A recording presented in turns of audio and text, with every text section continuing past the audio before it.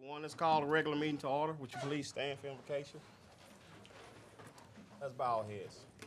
Oh, gracious Father, that you have been smiling on us for many days and many nights upon our care, oh Lord. We want to say thank you, Lord.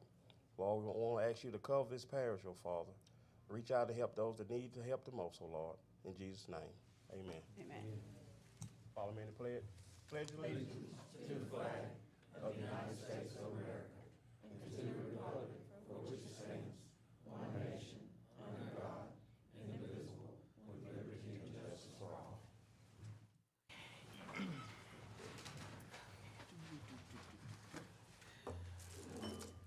Okay, we have a presentation of achievement and service awards.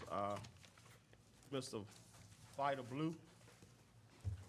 We appreciate his family for coming out. He was an awesome baseball player. Mr. Yeah. Mr. Donald, if you would, please.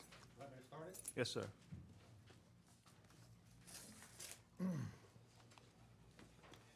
We put together some work with Vita Blue. I want to give you some images of him at work. Yeah. Award winner Vita Blue, very intense young man today before the game. 8 innings in the playoffs and World Series without giving up a run.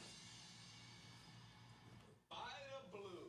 You know, when you grow up at a time that I did, and you only get one game a week, and the Oakland A's went on this incredible run to win 3 World Series in a row, you start to get to know those players.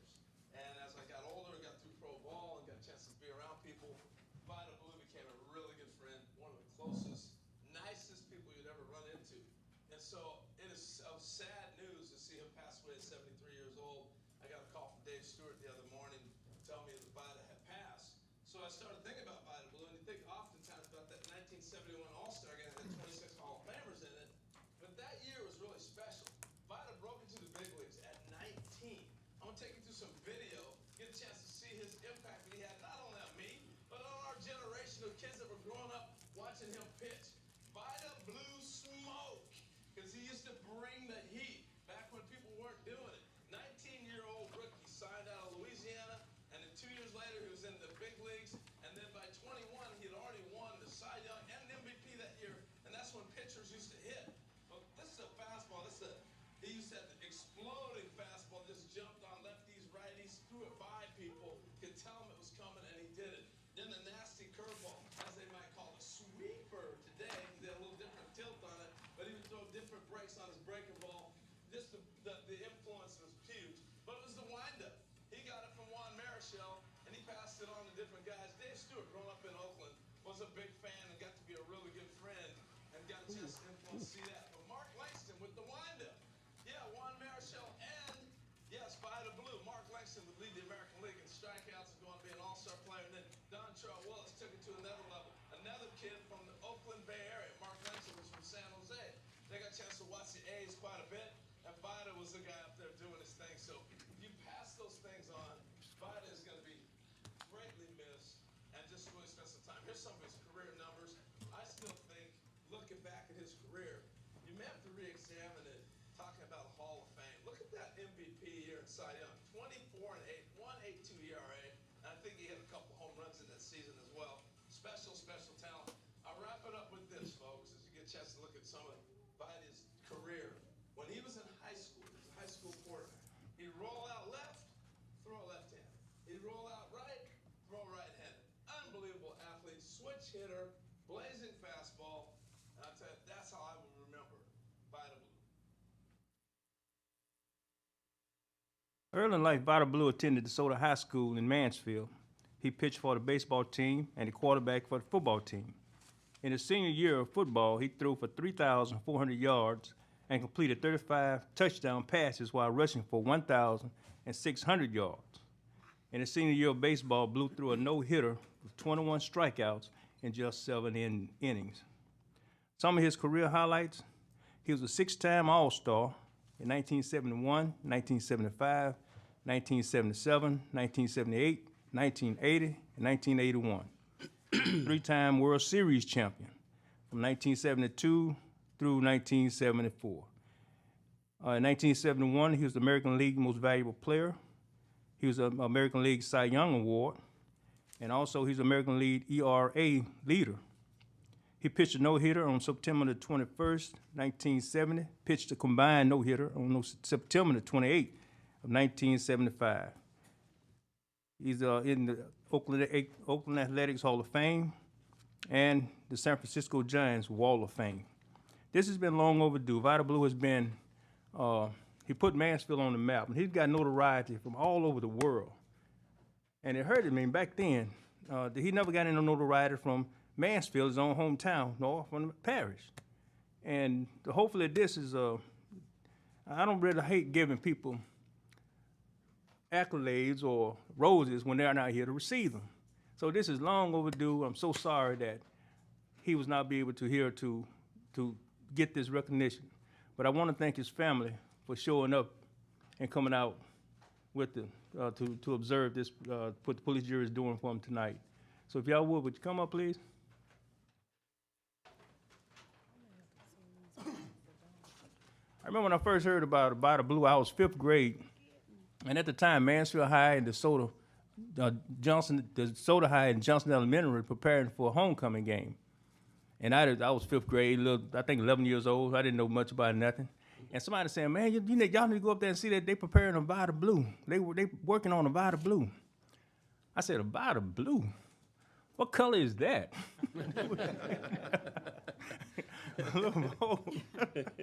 But anyway, I want to thank y'all so much for coming. And I want to thank the police jury for allowing this to be presented to y'all finally. Yep. For him, while he was able to get it. This is Louisiana, Parish of DeSoto, in the name and by authority of the police jury of DeSoto Parish. Proclamation. Whereas Vida Blue, born July 28, 1949 in Mansfield, Louisiana, was an American professional baseball player who played as a left-handed pitcher in Major League Oakland Athletics from 1969 to 1986.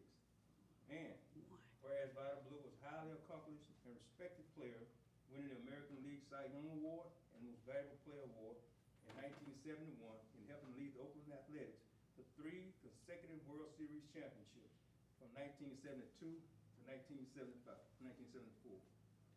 And whereas Vida Blue contributions to the sport of baseball have inspired countless fans and athletics alike. And his legacy as one of the greatest pitchers of all time will continue to live on.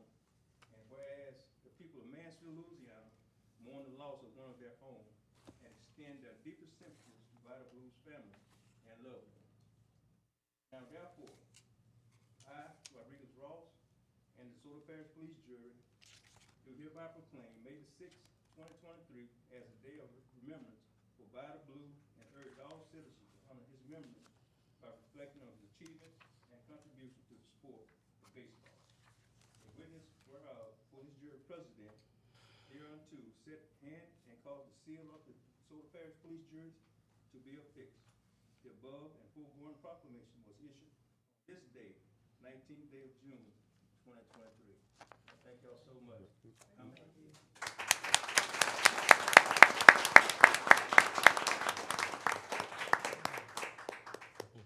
personal note, I don't idolize a lot of people. I don't have a whole lot of heroes. But when I was coming up as a little boy, when I found out who he was, and I found out he wasn't in color, he was my hero.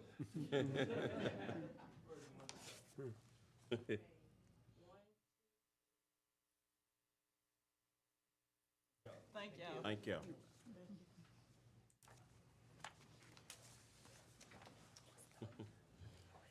Okay, we're down to our announcements. I have one. We had balloons flying over the shoulder on yesterday, and it was a beautiful deal. It was wonderful. And I just want to thank all the staff of the parish of DeSoto, their hard work and dedication to make that happen. I want to thank them. Thank you. Call for additions and deletions to the agenda. I have 2.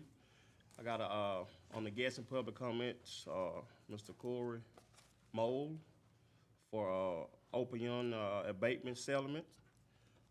We'll place him up on the guest and public comments. Get a roll call vote, Mr. Richard? Aye. Aye. Aye. Aye. Spur. Okay, thank you. Ayes have it. Now we'll go up on the guest public comments. I have another one going on the old business. Accept low bid for the Barrow Pit excavation at Monday landfill. It'll be number 7 on old business. So move. Roll call, what, sir? Roll call. Got a motion. Mr. Fuller made the motion. Mr. Rowe second. Yeah. Roll call vote, Mr. Baker. Aye. Aye. Aye. Aye. Ayes have it. So we'll put that under old business. President report, none. Council report, None. okay. Administrative report, Thank you, Mr. President. The first item that we're going to go over on the agenda is, You skipped guest and public. oh, I'm sorry. Mr. Ryan, with Thomas coming hand Broadway, Could've came back to CPA. it. Sorry about that, Mr. Ryan. No worries. Appreciate the opportunity to come give a brief overview of your December 31st, 2022 audit report. So keep that in mind that we're talking about the numbers as of the end of last year. So we're clearly 7 months ahead. Just appreciate Ms. Lilly and her staff.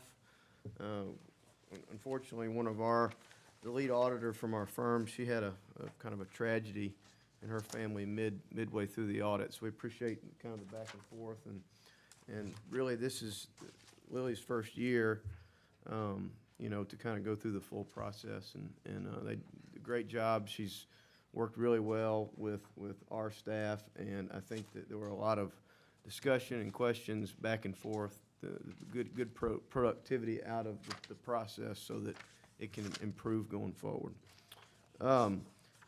We don't want to spend a whole bunch of time, 100 pages here. If you want to know all about it, Mr. Norton's read this whole thing front to back, and he'll tell you all about it. Just want to hit a few of the high points. Let's turn to page 3. It's going to be really like page 6 or 7, but the top right says page 3. So this kind of gives a summary, statement of net position, balance sheet for the jury with all funds collectively compiled together. The left set of numbers is December 31st, 22. The right set of numbers is December 31st, 21. You can see there that total assets at the end of the year, 140 million compared to 129 in the prior year. Total liabilities down about 2 million. And then net position, which is essentially the equity of the DeSoto Parish Police Jury, the total at the end of the year was 122,800,000 compared to, at the end of 21, 112,800,000. So increase of about 10 million for the year. Flip the page to page 4. Again, the left set is 2022, right set's 2021. This is revenue and expense. One of the big changes for revenue, sales and use tax was up significantly, 11.7 compared to 7.5 in the prior year. Rent and royalties was up about $1 million. So overall, change in revenue. Revenue is $43.2 million for the year as compared to 35.3 in the prior year. So revenue was up. And expenses, total expenses there, 32, just shy of 33 million compared to 31. So expenses were up just a little bit, but overall, your surplus for the year was a little over 10 million, 10.398 million compared to 4.2 in the prior year. So basically 6 million more in revenue over expenses compared to the prior year. So those numbers are all good. As we move through, we're going to move kind of near the end of the report. There were 3 findings for the audit side of our work. and those were related to the, Page number. page number 90, I'm sorry. The first finding was related to the road citations. The numbers changed significantly for the year, which, led us to digging a little further into that and in the process. And there's not necessarily a system in place that can truly reconcile and you can truly account for all all the road citations from the citation to it being collected and booked on your financial statements. It is my understanding that there's a new system that is being put into place that's already something that's being worked to correct. That's finding number one. Finding number two, it's very difficult. There's a 5% rule for your budget. So finding number two is related to the budget. The investments, we all know that investments in the market has been all over the place the last couple years, particularly after COVID. And so that kind of caused a little issue in the general fund and the airport fund, mainly related to the hitting the 5% on investment income, and then also in the ARPA fund and sales tax fund. So 4 funds had a violation of the 5% rule, and that's simply just a state law compliance issue, very common. It's kind of hard with a jury this size, to adhere to that standard. So we discussed that a good bit with Lily, and she's has a good understanding of what to do going forward to hopefully clean that issue up. And then the last is HUD is currently conducting its own audit, and as a part of our work, we also have to look at HUD, and there were some things missing from some of the tenant files. So that's something that we have to note in our report, because if HUD comes behind us, and we didn't necessarily follow all the procedures and there were some things missing, then they would come back and say, well, you guys didn't note this.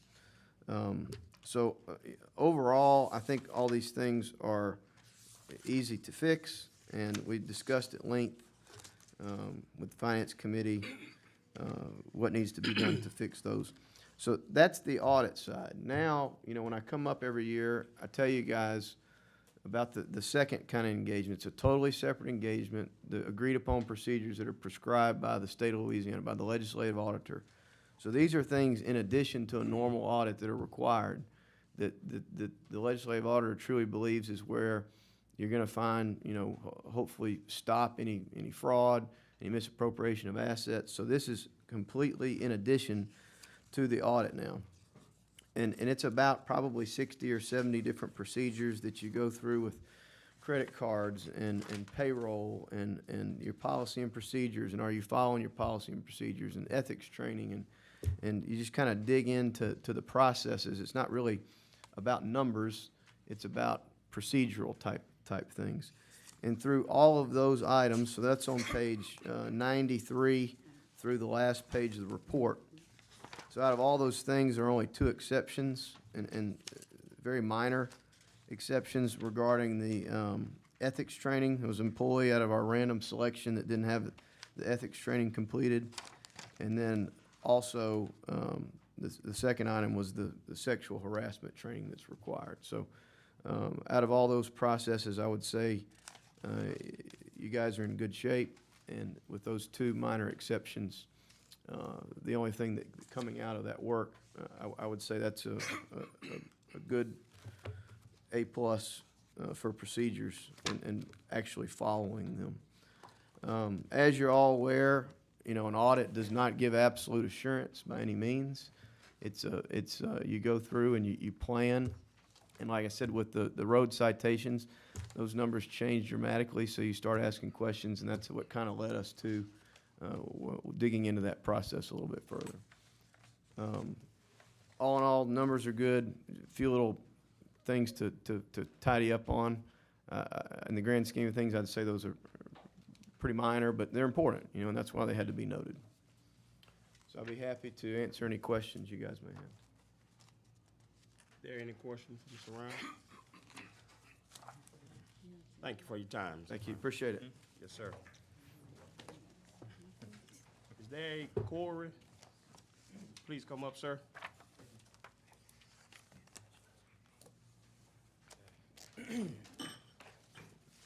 Good evening, everybody. Thank you, President Ross. It's a pleasure to be here. I'm an attorney in New Orleans, and since 2018, I have been representing the parish in the opioid litigation, and that's the multi-district opioid litigation. We filed our suit in 2019, and that was as to roughly 26 different opioid defendants. And everything's gone well, but one of the reasons I'm here tonight is to offer to provide some clarity on the most recent development in these settlements, and also to answer any questions as far as any concerns that might be out there with regard to the parish, and if the parish were to participate in the most upcoming settlements, and how that money that is currently allocated to the parish in a fund, how that money would be spent, and what the long-term outlook is for that. So after the filing of suit, one of the first big shoes to drop was what we call the big three distributors. They agreed to a settlement, which is multi-billion-dollar settlement, and the state of Louisiana, through the AG office, negotiated with them. And before I get to, I promise I won't take up too much of y'all's time. I know y'all got a loaded agenda tonight, but there was a resolution passed by the jury back in on December 6th of 21, and pursuant to that, another attorney who we're affiliated with in this, also representing the parish, Lucian Marino, he was authorized to sign the Louisiana Memorandum of Understanding, and that's the document by which the state of Louisiana and all of its parishes are to negotiate with all of the opioid defendants who we have sued. So to that end, the participation agreement with the distributors and the big three, that would be Johnson & Johnson, McKesson, Cardinal Health, those participation agreements were signed back in, I think it was early 22. So the parish is participating in those settlements. Now the process has moved to where the allocation has been determined, or had been determined. Louisiana itself is to receive $350 million from that, just from that settlement alone. Pursuant to the MOU, DeSoto Parish's allocation percentage within Louisiana is 0.35% of that. So when you do the math, that results in an allocation reserved to DeSoto Parish of roughly $1 million. And that is to be spread out over a period of about 15 to 17 years. It is front-loaded. So the first distribution you would get, should you elect and sign the cooperative endeavor agreement to receive it, the first one should be slightly larger. The biggest concerns, and I also represent the city of Covington in the opioid litigation. We also represent St. Bernard Parish Corner. So we do have the attorneys in my office in New Orleans. We do have familiarity with the process. Anytime something happens, I'm the younger attorney on it, so I'm usually the one reviewing all the documents, going through the nitty-gritty, and so I can tell you all the details of it. I know I don't have a lot of time tonight, but I'll leave my contact with the administrator here. I do have printed, and I'll submit it to Michael to make it part of the record of tonight's meeting, and for y'all to review, is a list of approved uses. So I know there's concerns because it's not as though they write just a check that you get to use however you see fit. However, there are about 15 pages of approved uses for opioid abatement as part of the settlement. And I've reviewed all the documents and data to this point. Part of that is ARCOS data that the DEA provided to all plaintiffs in this case, including us. And it's pretty evident that there is not a parish in this state that does not have an opioid problem. And this provides the police jury with the ability to, not required by any stretch to have to create something out of nothing, create a new program, but look to establishments within the parish that already exist, perhaps hospital, perhaps healthcare facilities that already exist, or law enforcement, and allocate a certain amount of these proceeds to what already is existing in DeSoto and what helps the parish ultimately. And I recommend this because even though I have not been here yet presently or physically, except for a Zoom meeting in 2021, I am your attorney for this litigation. So this is me I have been and will advocate on your behalf with regard to these items. So I can provide that list so that you as jurors can review it. It is Exhibit A from the Louisiana MOU, so it is something that all parishes in Louisiana are abiding by. I can tell you as far as the Cooperative Endeavor Agreement, I've spoken with attorneys who sit on the Louisiana Opioid Task Force who have contact regularly with the AG, who has contact regularly with all of the opioid defendants. I can tell you that all of the parishes thus far have signed. Not to say they're waiting on DeSoto, but they are eager to have this all completed. But it is something that all the other parishes have reviewed, vetted, and signed off on. So that's not by any way the only reason to do it. But I can tell you that other parishes have found it acceptable. But in my own review, independent review on behalf of y'all, I do find it acceptable. So I'll leave the list of approved uses with y'all. So the items that I'm here to tell you that I've been told remain outstanding are the Cooperative Endeavor Agreement and the most recent settlement, which has not gone as far as the distributor settlement, but the most recent one is with CVS, Walgreens, and Walmart. And that one is in the participation stage. So talking with the Louisiana attorneys who were speaking with the AG, they just need a signature of an authorized representative from DeSoto Parish, which is included in the resolution of 2021. Of course, we're a long way away from that, and relatively speaking for this parish. So I would understand, obviously, if the parish would want to handle that in a different way rather than just having President Ross sign it outright. Right. So those are the main things that remain outstanding, and the main things I wanted to come here and bring to y'all's attention, and also, of course, answer any questions that y'all may have with regards to everything that's going on. I know it's a lot. There's a lot more I could tell you, but obviously my time is limited. Are there any questions? Okay. You answered my question about the neighboring parishes. Yeah. They on board? Yeah. It's something that's been vetted, and at the end of the day, it's when we were retained, we put a lot of work into the lawsuit itself is about 150 pages, naming all the big hitters. One of the ones that's still coming down the pipe is the Purdue Pharma bankruptcy. That was just recently approved and it went to the U.S. Supreme Court on appeal, but it's back in action now. That's another $6 billion ordeal. So there's a lot out there. There's a lot of companies at fault, and every parish stands to benefit because every parish has some sort of opioid problem. Okay. Mr. Kenneth? What are the other, and you may not know exact, but what are the other entities doing with their funds? And I'll stop real quick, because my concern, I think we've all discussed it in this room, is it's a small amount of money Correct. and if you create something that outlives the money, then we have to fund that. And so we were struggling with, or I was struggling with what to do with the money and what can we fund Sure. that won't outlive Sure. And the account. so what I've brought tonight, I know it looks like a lot of paper. I might be a younger attorney, but I'm very much still a paper guy.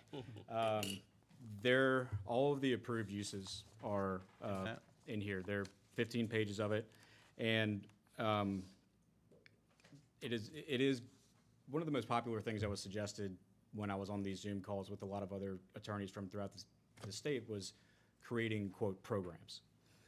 But that's by far not the only option that any parish or any municipality has. Approved uses do include providing funds to already established entities within the parish that go towards the abatement of opioids. So whether that is funding for treatment, if there's, for instance, with the hospital, if the hospital has everything else under the sun besides a dedicated, whether it's a staff member or even a room to counsel those struggling with opioid addiction, this would allow the parish to simply, once the money is received, pass meet, vote, do everything through the committee, but pass a resolution saying X amount of the funds allocated to the parish are going to go towards the establishment of this position at the hospital, or they're going to go to the hospital to assist with funding that will help them where they don't have it now. And you're right, year by year, because if, the total amount just from the distributor settlement alone, which doesn't include the CVS settlement, doesn't include Purdue, doesn't include another company called Mallinckrodt, and it also doesn't include all the defendants that have yet to settle, which is about 18 to 20. The $1 million over the course of 15-something years, it might not seem like a whole lot, but it can go yearly to provide just that extra shot in the arm to a service that's already there that might need it. That's how I've viewed it for an instance like DeSoto Parish. I'm colleagues with attorneys who represent Jefferson Parish and St. Tammany Parish, and so those larger parishes with endless resources basically and loads of staff, they have the ability to stand up a program by the snap of a finger. Obviously, the majority of the parishes in Louisiana are not in their position, and so they do have the ability with the approved uses list to fund already existing programs, or be it healthcare, even law enforcement, providing them with certain types of medicines that help in a OD situation. I guess my point is there's a very wide variety of uses. Does the extent of our liability in monitoring that money stop once we pass it to an authorized user? Like if we pass it to a hospital, for example, if they misuse it, Oh, right. our liability is only because we gave it to them and they're an authorized use, correct? As I understand it, correct. The obligation of the parish would simply be, and this is part that I would facilitate and assist with as the attorney for this litigation, is provide the task force, the state committee, with evidence of the use of the funds. And that would just be simply provide, if the funds are allocated to, say, law enforcement efforts, simply providing the state or the committee with the resolution of the police jury saying X amount was allocated to providing Narcan for sheriff's deputies or something like that.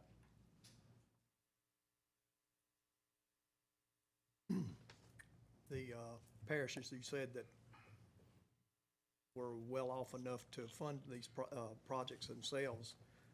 They're also the parishes that are going to end up getting the biggest amount of money to begin with, right? Well, frankly, yes. Yeah, so they're going to get the most money, but yet they're in the position to fund these things that we can't fund because we're not in the position. We're a smaller parish. Yeah, the calculations, as I understand them, and there's I'm a lawyer, not a mathematician, but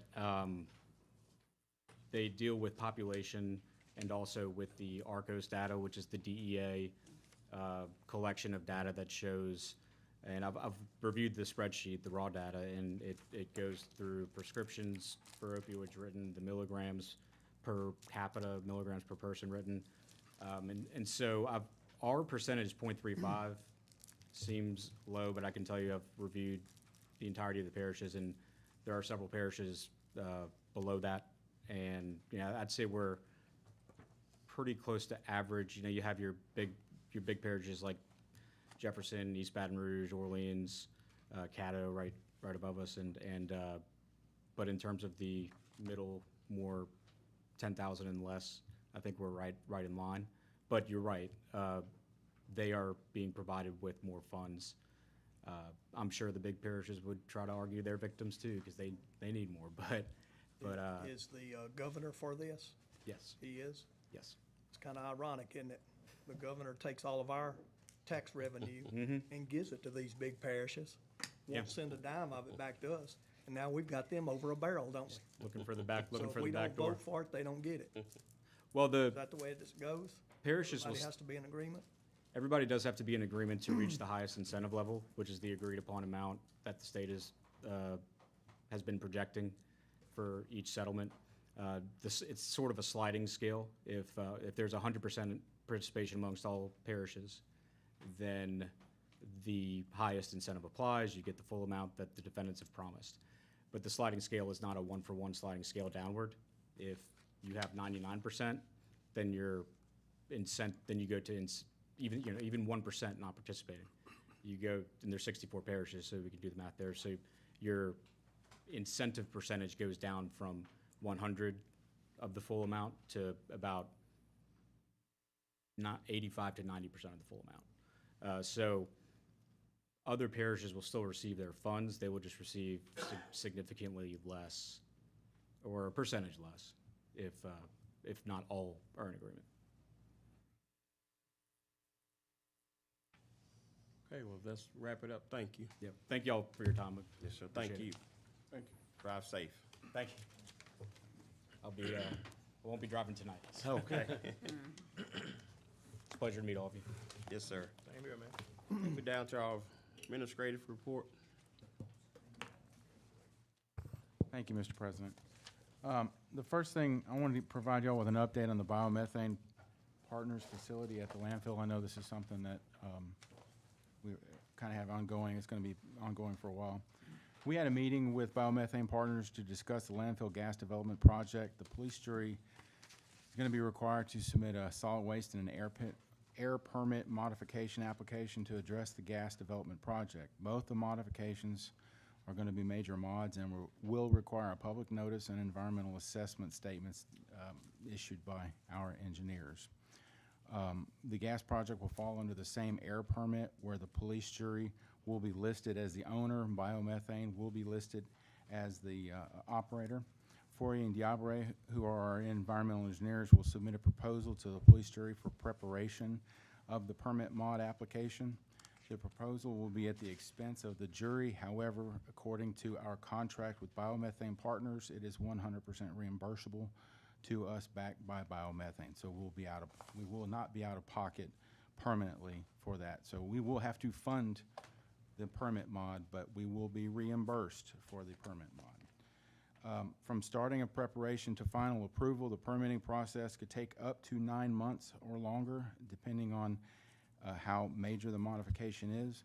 There is an exemption request that will be submitted to DEQ requesting early construction of the gas facility. If DEQ approves that construction of the gas facility, it could start in less than 9 months. It just depends on what they approve, they grant us. FDA plans to include that preparation, that exemption within the permit request that's coming to us, to which we have to fund. So I have requested a site location map of where exactly the facility is going to be built.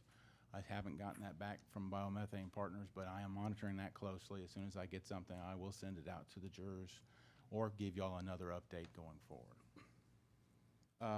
Second item is the Clico Hills Power Station. I know I gave y'all a brief update on this last month. They have a date. They'll be moving the large piece of equipment that weighs approximately 1.3 million pounds. The only jury road affected is Power Plant Road. They will be moving down from Power Plant Road down Highway 84 to the rail spur in Mansfield. You probably have noticed that piece of equipment that's on the rail spur down there. That's going to hold the stator motor that they're moving. This is, they have given us the final schedule date. I got this Saturday. It's going to be on July 19th, which is Wednesday. So Highway 84 between the Powell Road and Mansfield, where the rail spur is, will be shut down 4 to 6 hours. That's all done by the state police. We have nothing to do with that, but I wanted the jury to be aware of that on Wednesday. So, parish engineer. Oh, and also I provided y'all with a copy of a map in the administrator's report if you want to see the route. Parish engineer update. The committee of three, myself, the HR director, and Ms. Garcia, the treasurer, we interviewed 3 applicants. We made an offer to one who turned us down. We made an offer to the second one, and he accepted the job. His name is Michael Reister, and he is here tonight if the jury would like to meet him. I want to give you a little bio on Michael. Michael has 16 years of experience with civil engineering, where he has served Northwest Louisiana as a project engineer for the Louisiana Department of Transportation and Development. Michael has a bachelor's science degree from Louisiana Tech University, graduated high school from North DeSoto High School. As a project engineer with LADOTD, Michael has been responsible for managing a team of engineers and engineering technicians working primarily with projects through the construction phases from bidding to completion. While working with LADOTD, Michael has had the opportunity to manage a wide variety of projects that range from new interstate construction projects, rehab projects, numerous overlays, bridge repairs, turn lanes, roundabouts, and traffic signal projects. Michael was born and raised in the DeSoto Parish and currently resides in Frierson, Louisiana with his wife and 2 children. In addition to work in engineering, Michael currently serves DeSoto Parish as a member of the Water District Number 1 Water System, a board member for Fire District Number 9, and is a member of the DeSoto Parish Planning Commission. Michael is a deacon at his church, the Salem Baptist Church, and is actively involved in the beef cattle industry. He also serves as president of the Louisiana Society of Civil Engineers in Civil Service. At this time, Michael, when he accepted the job, y'all authorized us to fund that position for about 4 to 5 months. I've discussed this with Lily. The earliest that he can start is August 14th, so he's going to start on or after that date. We do have some meetings, like tomorrow we're meeting to go over your 5-year road project, and in conjunction with the HB2 money that we received, Michael's going to attend that meeting with us and give us some insight on that as well. But we have a few things like that he's going to be starting early on. Excuse me, I take it he's not here tonight. Yes, he's here. I asked Okay. him to show, Michael, if you would. Yeah, I like This is Michael I Rush. look If at his y'all have face any when you were questions doing all that for him, reading about his accolades. How you doing? How you doing? Nice All to right. meet How you. you doing? Welcome aboard and thank you, Michael. Appreciate it. Pleasure to serve. Yes, sir. Take Steve Brown's. Anybody, any question for Michael?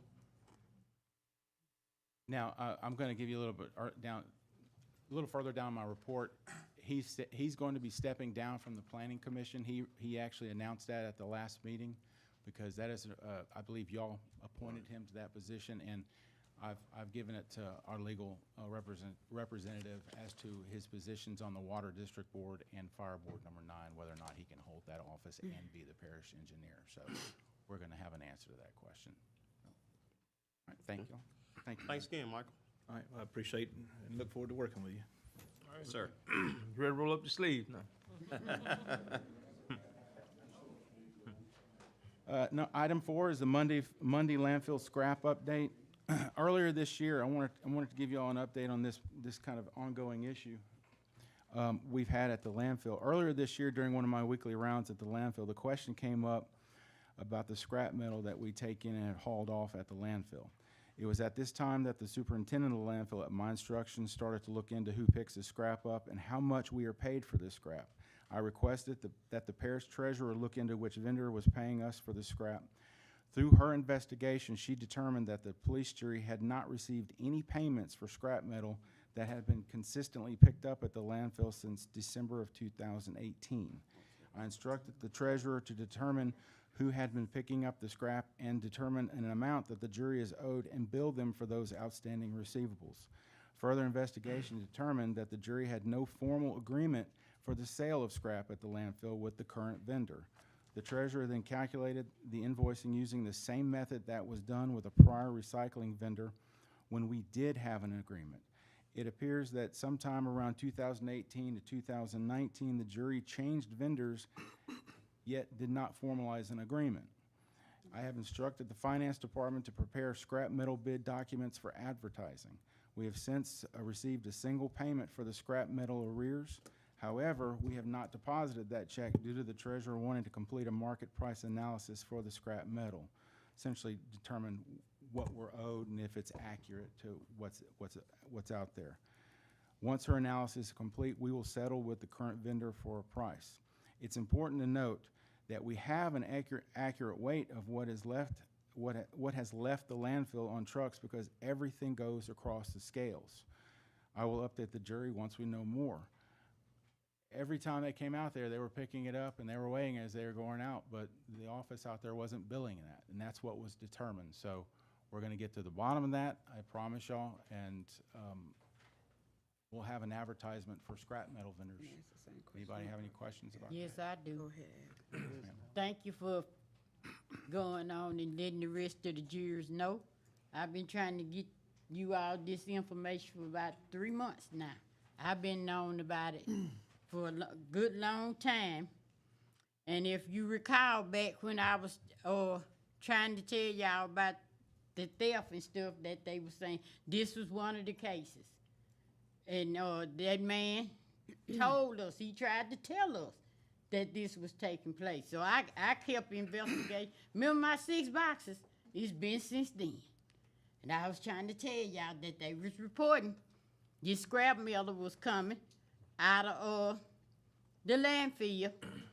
But I've been trying to get this information to you all for quite some time. I had asked for executive session 2-3 different ways to get, because I felt like every juror in here had the right to know what was taking place, along with other issues that you all need to be aware of. But thank you, Mr. ma'am. Because I had put it on the agenda for next month, but he decided to put it in his report, I guess, after I put it on the agenda. You're welcome. And also, you can feel free to call any jury you would like, Ms. Burrell, and let us know what is going on with your 6 boxes. We need to bring whatever you got in your boxes to light. Thank you. And look, and I promised the jury this. Full disclosure, I put this on there because Miss Bro wanted to discuss it, Right. and I'm like, well, let me go ahead and get ahead of that so we don't have to waste y'all's time with an additional item on the agenda if I can just give you everything. But this is something that I've been looking at for some time, and it's just taken us a long time to get to this point. It's not complete, and when it's completed, we're going to let you know how much the jury's owed and what we're going to collect, because the money that they sent us, the single check they sent us, according to Lily, and I have to take her on her word, we were not being reimbursed for the proper amount, and she wants to do an accurate count. So, How much was the check, Mike? about $2,200, and that was for the year 2020 only, though. So it doesn't cover the whole time period. Are you saying it's an employee or a vendor that's taking it? A vendor's taking it. Who's the vendor? The current vendor that's being billed is DeSoto Iron Metal. That's what we know. The prior vendors that we had were MIMS Recycling and Commercial Metals. And those, based upon the prior agreements that we had with them, that's how we came up with DeSoto Iron Metal, is that what you said? DeSoto Iron Metal. Yes, sir. And it's quite a bit, because I had numbers that was coming across the scale. We owe some good money. So I have a question. So the prior vendors that were under the 2018, 2019, so they were within, so were they until not making payments, or?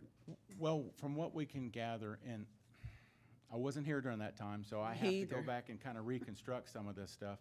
It appears that they continue to come out and weigh it, and our office, someone in our office, someone maybe at the landfill, stopped sending the billing out for it, or they could have continued to. I don't have the actual billing that was generated during that time, but it stopped. We stopped receiving payments for it. So it's items like this that I find, and being an auditor by nature, I go in, I look at this stuff, I check the numbers, and, Lily, she actually runs all the numbers, and I just kind of, we have sit-down discussions in regard to that. So. That's not even a valid business. Yeah, Mr. Mitchell. I don't want you to say it in public, but do you have the owners' names of that? I don't have it with me, but we do have Yeah, some owners' I'd names. just like to get that, not in public meeting, but. Yes, sir. Yes, sir. Okay. Moving on, if there's no other questions, item 5, the HB2 money regarding the 5-year road program. To recap what Chance McNeely, our lobbyist, told us last month, he reported to you that the police jury received $1.6 million in cash and $37 million in P5 funding for its 5-year road project. Last week, Chance reported that the governor signed HB2 into law and did not veto any of the funding for DeSoto Parish. I'll begin meeting with the parish engineer this week, both Steve and the new hire, to go over the list of the roads you jurors submitted to us. There is a 25% match, so with the 1.6 million, we'll have to come up with 400,000 to be used on those roads that y'all picked within that initial request to the state. Chance could not be here tonight. He's on a post-legislative session vacation with his family. He will return in August.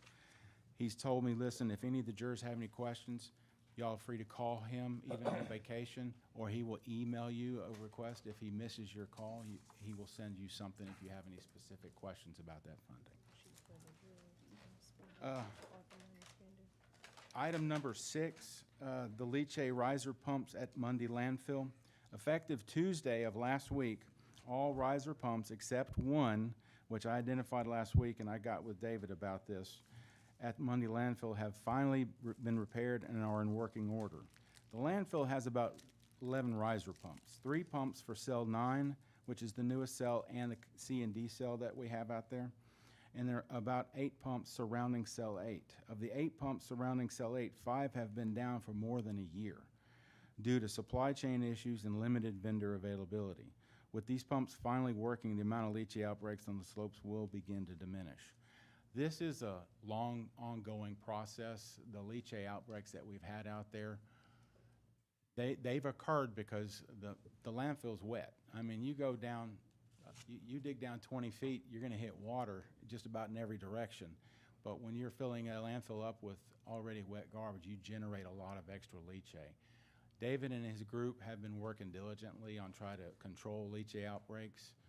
The gas pump system that's coming in will help alleviate most of that, I've been told, because it's going to help drain a lot of that water out of those landfills, and we shouldn't have those issues.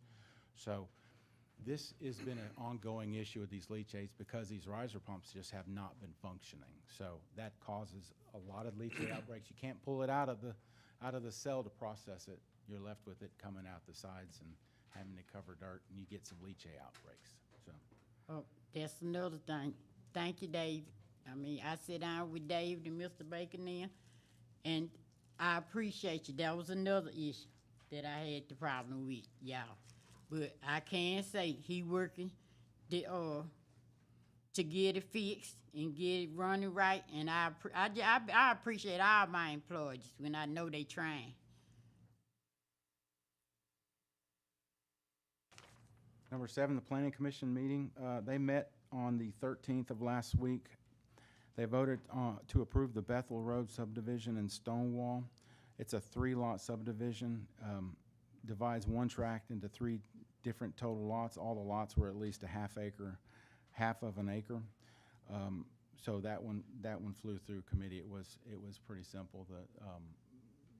The engineering division had an opinion on it. They said it met all the standards for the parish, so that was the only one that they voted on. And at that time, Michael Reister announced that he was resigning from the Planning Commission. So we're gonna need another name from the jury at some point to appoint a new member on the Planning Commission. If y'all could get us something before August, a committee meeting, that would help us. Lastly, roads in the current budget to be sent to advertisement for the first week of August. Steve asked some time ago if he could bundle the roads instead of advertising individual ones. I wanted y'all to be aware that the project manuals are due from the engineer for the 4 roads that are currently in our 2023 capital roads projects. These roads will be sent as a bundle advertisement. He's going to have the project manual to us this week. We will send it next week to advertisement, so those should be advertised the following week, which is the first week in August. Those are Cody Lane, Hannah Tucker, Jesse Ladden, and Kyle Porter. And that's my report. Thank you, Michael. I have a question for you. Yes, sir. I need to backtrack a little bit on the landfill scrap thing. Yes, sir. Are we still letting that same vendor get scrap? Or No. we stopped? Okay. If you go out there, you'll see the C&D cell, and as David would tell you, he just wants to get rid of it, but we can't just give it away. It's starting to accumulate, but we're working on that, yes. Yes, sir. And they, Roads again, the bundle roads for bid.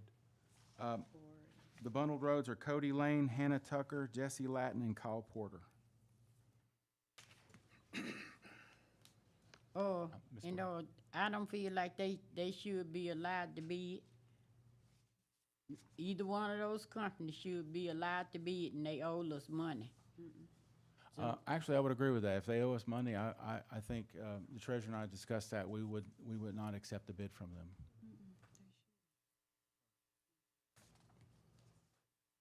Okay. Thank you all. Thank you, Michael. Treasurer financial report. Good evening. hopefully y'all had time to review the financials that were included in your packet. I'll just roughly go over a few things and just letting you kind of know on the audit side, most of those findings, you know, we're taking steps to correct. A lot of that findings and different things that we're going to be doing on a monthly basis compared to a yearly basis is really going to affect my financials, which is a good thing. I mean, we'll have a better picture of exactly what we have working with. It was my first year. There was a lot of entries that were done at the end of the year that I was unaware of. Since then, I'm going back, tracking, and going to be doing a monthly entry, adjusting entry to the budgets. So there's going to be some changes to your financials that you will see next month once I finally get all that down. But for the month of June, the general fund, we're at 98% in revenues, while the expenses are at 49%. On the road fund, revenues are at 48%, so about 8% above the projections, with most of that being from sales tax collections. We have a surplus of roughly 1.3 million. Also, the license and permitting fees, that collection is up for the month. The operating expenses are at 45%, while the capital outlay is at 10%.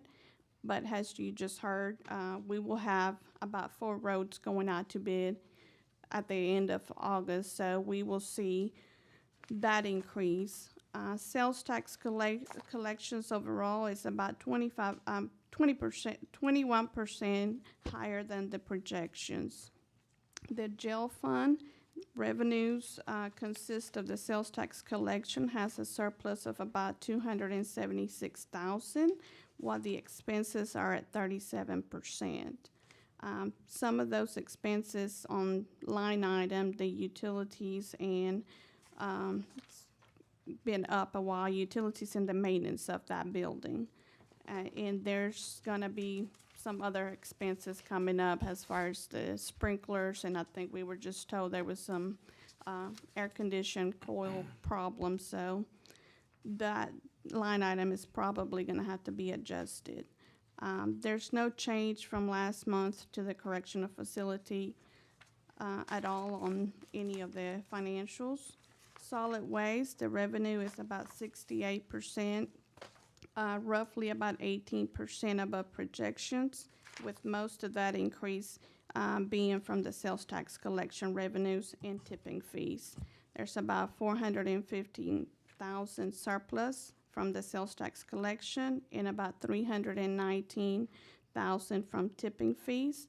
You will also see that the land marketing fee expenses on that has essentially been reduced. I think our last few payments to them, the last 2 months, were roughly about 65,000 together. So roughly, it's a decrease of about 150,000 a month. So we'll start seeing the effects of that new agreement that we had with Live Oaks. The operating expenses for the solid waste at the landfill are about 41%, while the compactor sites are about 50%. All other funds are staying within their budget, so we're looking pretty good. So, like I said, just bear with me on making those adjustments, and we have changed the way we're going to start doing entries that will give us a more efficient and more clarity on those financials every month. So let me know if anybody has any questions. There's any question for Ms. Lilly? None. We'll move on to number 2. Thank you, Ms. Lilly. Accept the financial statement as of June 30th, 2023, year-to-date budget actual report. So move. Second. Got Mr. Baker made the motion, seconded by Ms. Burrell, and who's the second? Okay, Ms. Burrell. Discussion. There's no discussion. Would you please vote?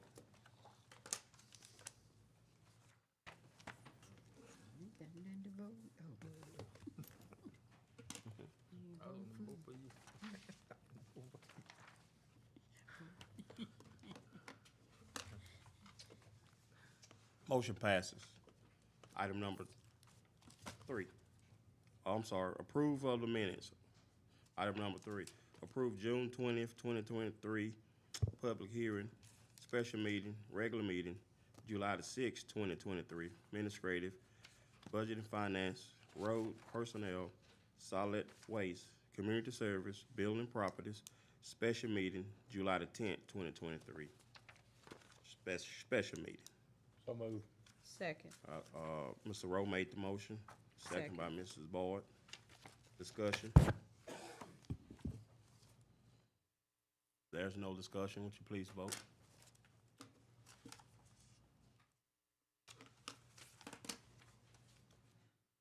Motion passes. Old business. Executive session in compliance with Louisiana Revised Statute 42-17, strategize section, negotiate with respective to collect bargaining, prospective litigation, formal written demand, or litigation when open meeting may have a dramatic effect on the bargaining or litigation position of the public body. Notice of executive session. DeSoto Parish Police Juries provide a notice pursuant to Louisiana Revised Statute 42-17 that will be convened for an executive session as authorized by Louisiana by Statute 42-17A2, and that it intends to enter into the session for purpose and discussion the lawsuit filed by Dave B. Menz et al. Against DeSoto Parish Jury in United States District Court, Western District of Louisiana, Shreveport Division, Civil Action Number 5-23, CV-00669. The discussion is an executive session will limit to the matters exempt from the open meeting required set forth in Louisiana law. No final or binding action will be taken during this executive session. So do I have a motion? So Go moved. in executive session. So moved. I got a move by Mr. Kennington, seconded by Mr. Ornell. All in favor, aye? Aye. We're going to executive session. We'll be right back, ladies and gentlemen.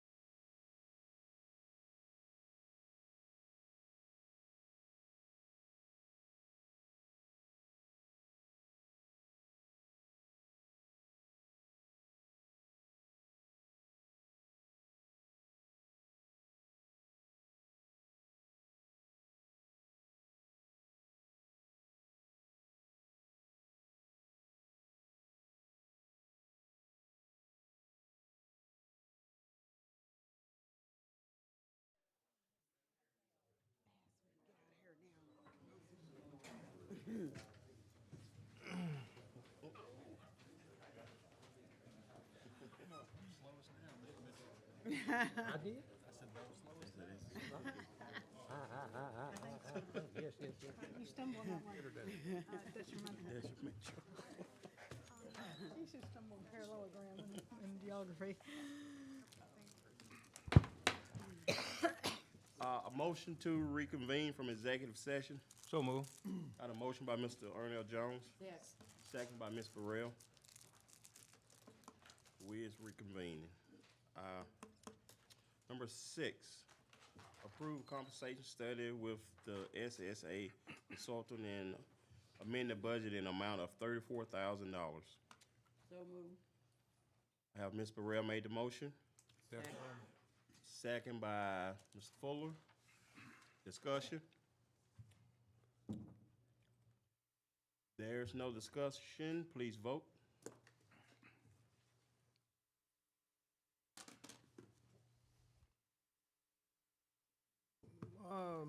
Excuse me, Mr. President, Yes, sir. on that last motion, our motion, just for legalities, that was the first and the second, but we didn't carry out the vote. For to reconvene. Right. Did everybody say yeah? Oh. or- I'm sorry. Yeah. I'm sorry. I'm sorry. Yeah, we get carried out. But Uh, legal, I don't wanna, so we're right, not right. legal. Mr. Jones made the motion. Mr. Burrell seconded. And all in favor, aye of that motion? Aye. Motion carries. Okay, item number 6. They vote now. Yes, if there's no more discussion on item 6, would you please vote?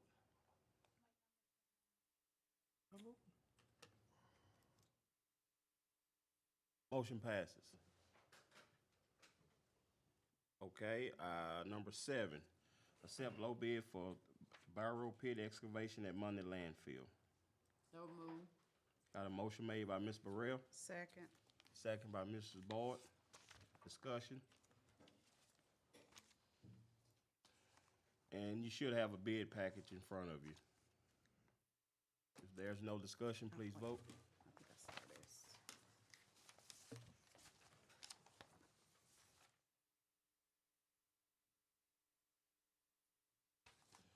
We have 3 remaining.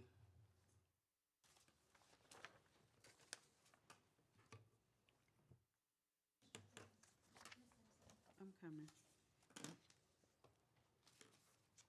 look at that. Motion passes. Ordinance. Adopt the ordinance 10 of 2023 creating respective precincts by merging of precincts geographic and according with Louisiana Revised Statute 18532 and 18532-1 to amend certain precincts' legal description and assign polling location to precincts. I have a motion made by Mr. Baker. Second. Second by Mr. Kennington and Mr. Holmes. Discussion?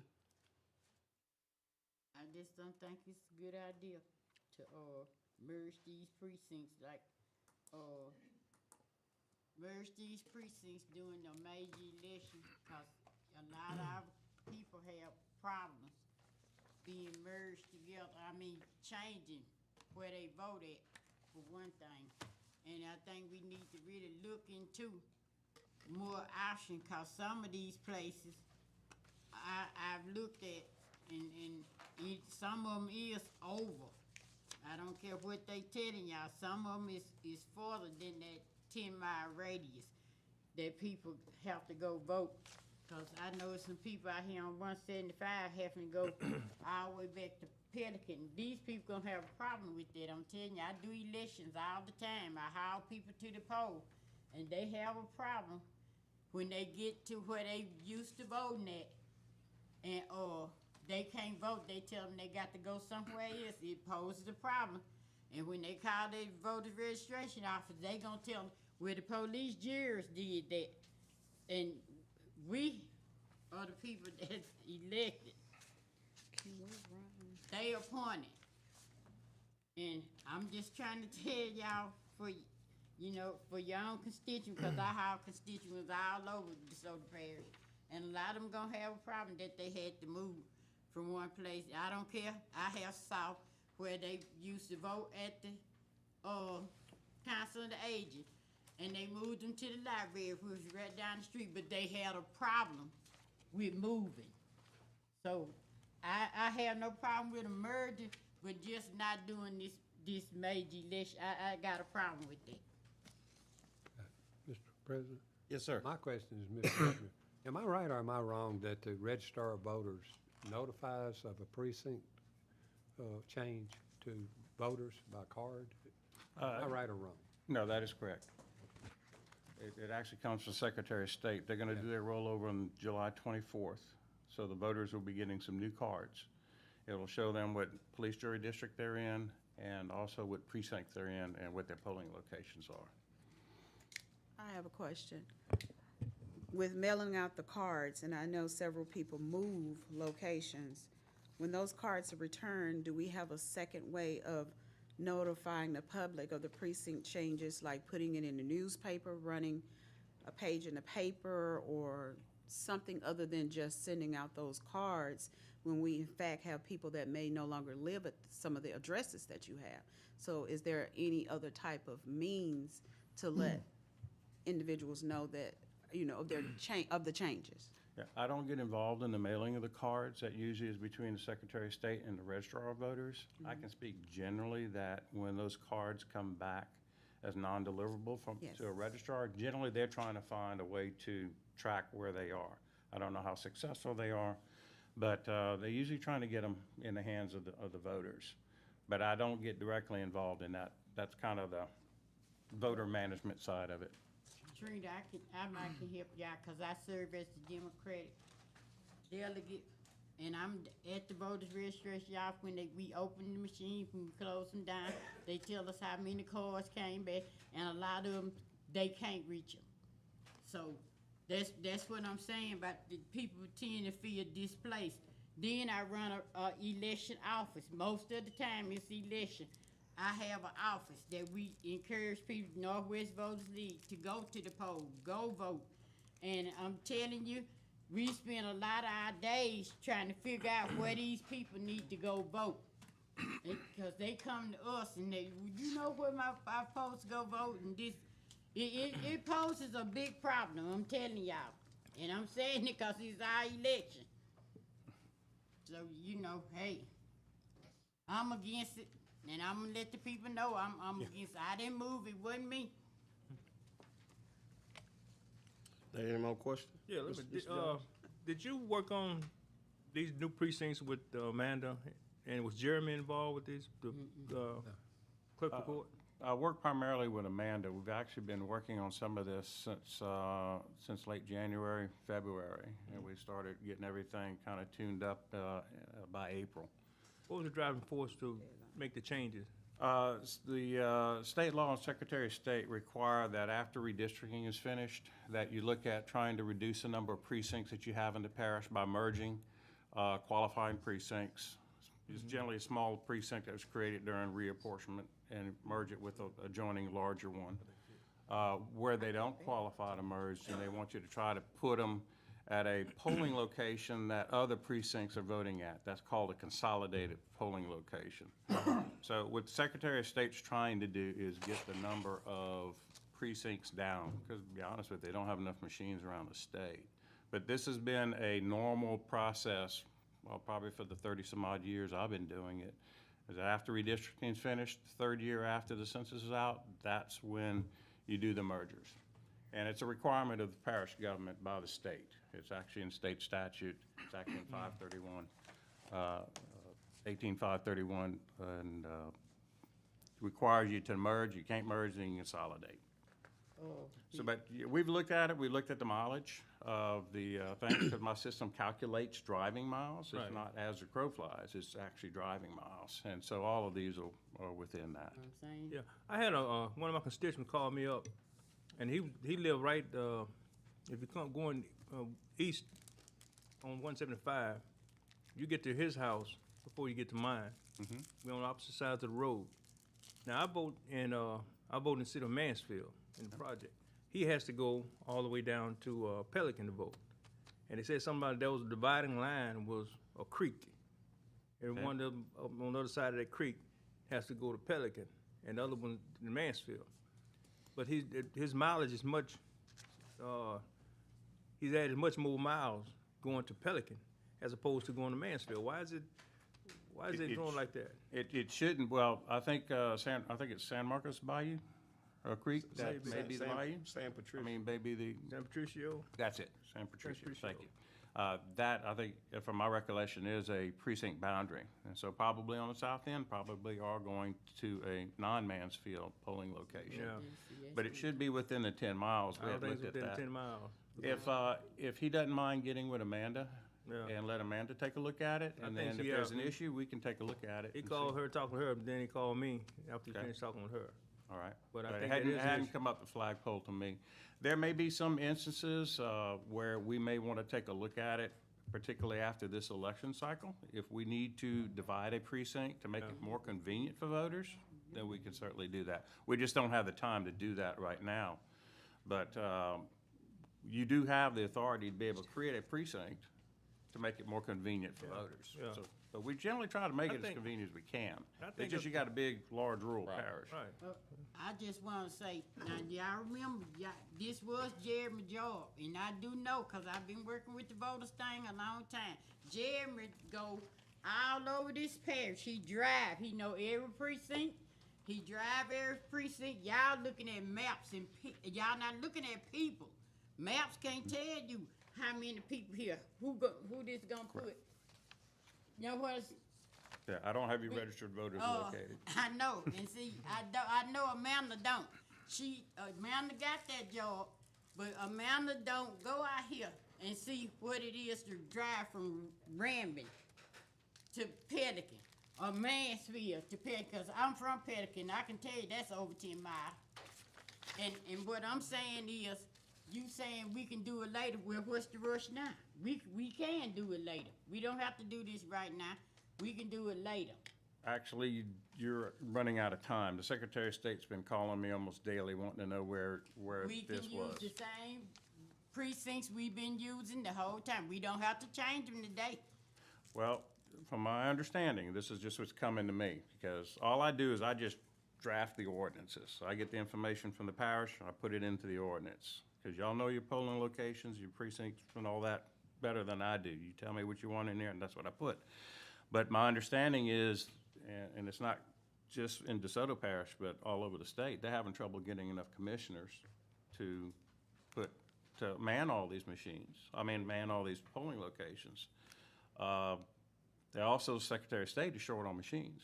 Now, this will reduce you by 15 precincts. And so that also lends to the cost, because you're going to be cost sharing this election with the Secretary of State, because they have state elections and you have local elections. So 15 precincts, average cost is $3,500. You cost share that, it makes a difference on each and every election. But it's up to the jury. These are your precincts. This is on how you want to handle it. What we try to do is, I try to advise to try to make your election system as efficient as possible, keep your costs down as much as possible, but also keep it convenient for the voters. But, again, it goes back to y'all, but it is a requirement from Secretary of State that you merge qualifying precincts and consolidate those that you can't. When we started doing, I started working with y'all back in 2014 on this. First, we spending their money. And what qualifies as a qualifying district? A qualifying precinct is one that, if you're looking at two precincts to try to combine, they have to be in all the same state jurisdictions. So they have to be in the same Public Service Commissioner, same House district, same Senate district, got to be in the same congressional district, and have to be in the same Bessie district. And they also have to be in the same police jury district. Now, they are relaxing that right now. None of these precincts involve this, but they're going to allow mergers if they're in all the other common jurisdictions, you're okay. But if you're in two different jury districts, they will allow a merger, which would allow us to get rid of a few more smaller precincts that just have a handful of voters. The reason they were split is because of reapportionment. State law hadn't changed on that. State law says they have to be in the same parish government district. But Secretary of State's saying they're gonna allow it. I have not done any of that with my other precinct management clients yet because I want to talk to legal counsel with Secretary of State to see what they're basing that on. I don't want to come to you with that and then find out later, well, they may have told you that, but you can't do that. So I don't want to get into that, that area. So all these are all in the same jury districts, all state districts. So that's what's qualifying. Okay. Plus, you can't have more, if you merge, you can't have more than 10-mile driving from one end to the polling location. Okay, so we're gonna happen if, after this election, we figure out some of these people was further than the 10 mile. Well, you're such a rural parish, you know, we may want to take a look at having a workshop as to where we may want to split a precinct to make it more convenient. So rather than a large precinct going to one location, you may want to split it in two, and one part go to a polling location, another part go to another. May even be able to merge it after that. There were some of them that we were able to do that. We split a precinct and then we're able to merge it with an adjoining precinct that was going to the same polling location that the new precinct was going to. So we made it more convenient for the voters without actually adding to the number of precincts. I remember you telling me we could split precincts. Mm-hmm. Now it's something different. Yeah, now you can. And within the after the third year, after the census, the freeze opens and you can split precincts. Up until then, you can only do it during your reapportionment. Any more questions? I visited the voter registration office today. I had a current list and a past list. And I went down every line, every precinct with Amanda. And everything stayed the same except for the Mansfield Library. It moved over to the Clister Calhoun building right across the street. Maybe one or three in North DeSoto, Stonewall area, and one over in Long Street. To my knowledge, it was about six that have been changed. Yes, it has, Rory. From what she Amanda showed tell me. you, I know. No, she showed Yes, me. it has. And most of those are within Mansfield. You have several Right. polling locations within a few blocks of each other. Right. I see that. Some of these people walk to the poll. Okay, if there is more questions, please vote.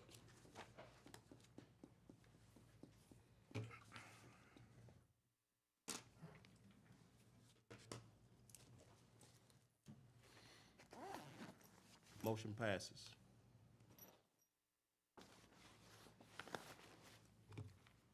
All right, what I will do is I'll let Secretary of State know that it passed, and as soon as I get the signed ordinance from Jody, I'll make that submission with the shape files and all that Secretary of State so they can get this done in time. Thank you. For your cards to go out. Thank y'all. Good seeing you.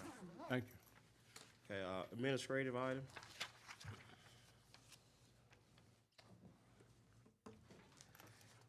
All right, administrative items. Number 8, recommends appointing a new DeSoto Parish representative to the Northwest Louisiana Human Service District Board. So move. Motion by Mr. Fuller, Second. second by Ms. Boyd. Okay, discussion, do we have a name coming forward? No name has if- been submitted to the office at this point.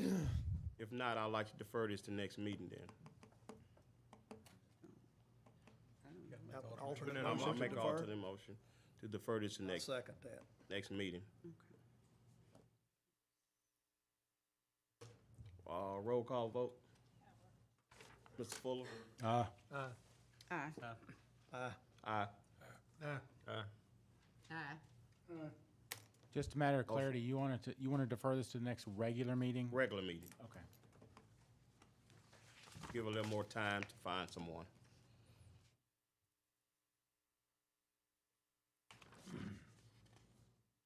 Budget and finance. Budget and Finance Committee recommends amending the general fund budget in the amount of $12,160 for bulletproof vests and barriers for the coroner's office. So moved. Second. I got a motion by Mr. Kennington, a second by Mrs. Boyd. Discussion? Yes, sir. Yes, In ma'am. last meeting, I was talking about this, and no means was I saying they don't need, I mean, I said it because he said, if we say it's a need, we got to give it to it. It's a different in a want and a need, cause I called several sheriff's offices and city to see what they do. For a matter of fact, before the coroner's office get there, the scene should be secured. They not the ambulance, the coroner's office, none of them supposed to come in until the scene is secured by police. And the policeman is supposed to be the one that has to put the things over the bodies. So I can understand what they're saying, but what I'm saying is we got to start letting some of these other people take responsibility to what they should be doing instead of just the police jury. Because this $12,000 that somebody else is responsible for, I mean, he shouldn't have to come out there and the body still just laying there open. The policeman should have already been, that body should have been covered. And I called at least 4 different sheriff's offices in the city to see what's the procedure in doing this. And they said before they even come in that the scene should be secured. Any more discussion? If none, please vote.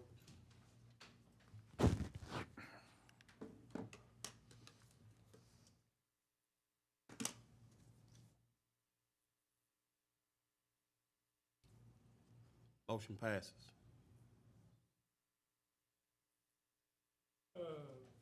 Budget and Finance Committee recommends amending the general fund budget to purchase 2 mowers in the amount of $24,888 for the mowing crews. So move. Second. Got a motion by Mr. Fuller, second by Ms. Burrell. Discussion? Yes, ma'am, I sure can. Roll call vote, Mr. Baker? Aye. Aye. Aye. Aye. Ayes have it. Motion passes. Road item.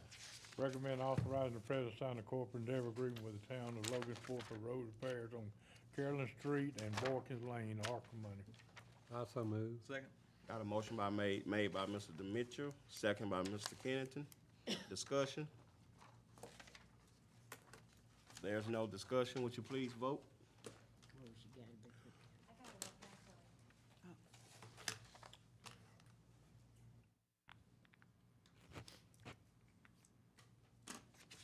Motion passes. Recommend authorizing the president to sign a corporate endeavor agreement with SWN Production LLC for road improvements on Cedar Hill Road. Second. Got Ms. Burrell made the motion. Second. Second by Mr. Mitchell. Discussion? There's no discussion. Please vote.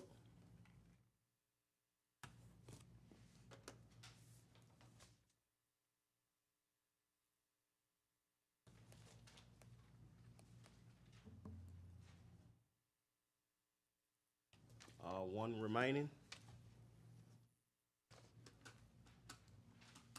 Who is?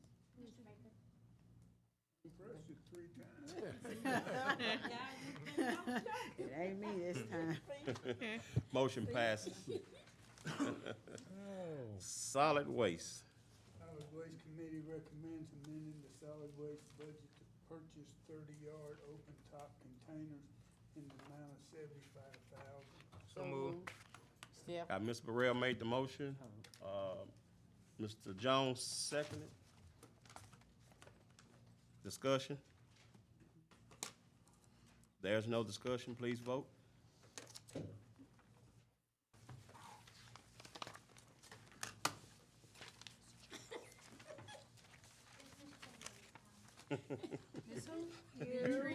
You treat. Please vote. I pressed it. Yeah. Oh, you getting your stuff ready to go. Motion passes. A motion to pressed it. adjourn. Move. Got a motion by Mr. Rowe, second. Mr. Fuller. Everybody, we adjourn. Y'all have a good evening. Thank you for coming.